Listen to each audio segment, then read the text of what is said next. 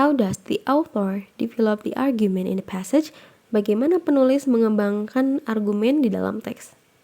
Nah, untuk mengetahui jawabannya, teman-teman harus terlebih dahulu mengetahui inti dari setiap paragraf. Tapi teman-teman cukup membaca satu kalimat dari setiap paragrafnya aja untuk mengetahui intinya ya. Nah, kurang lebih seperti ini. Kita ke paragraf pertama. Government worldwide, pemerintah seluruh dunia face increasing pressure to regulate sugar drinks due to their contribution to obesity and diabetes. Jadi pemerintah dunia itu sedang menghadapi tekanan yang semakin besar terhadap regulasi minuman manis karena kontribusinya terhadap obesitas dan diabetes. Untuk paragraf pertama lebih menyoroti soal masalah yang ada.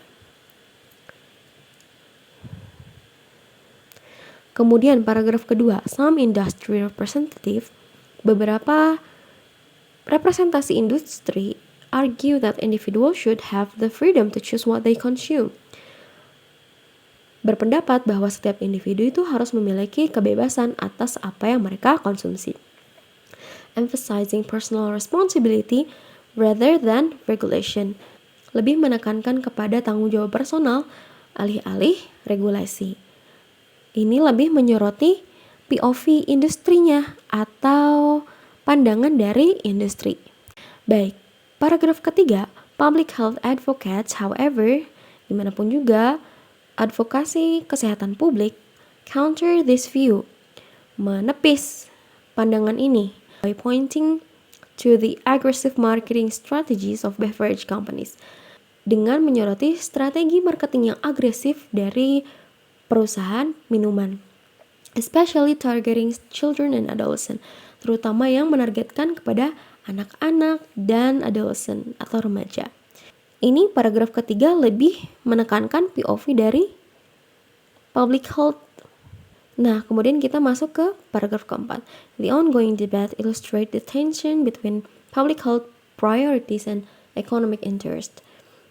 Debat yang sedang berlangsung ini menggambarkan ketegangan antara prioritas kesehatan publik dan kebutuhan ekonomi.